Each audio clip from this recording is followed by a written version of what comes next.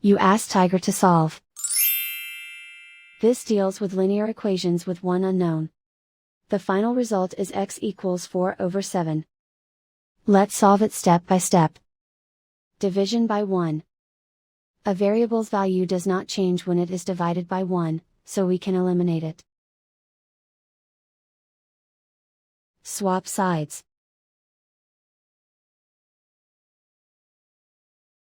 Group all constants on the right side of the equation.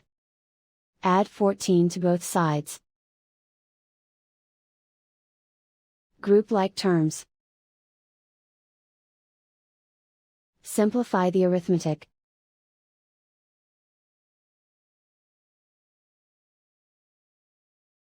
Isolate the x. Divide both sides by 7. Simplify the fraction.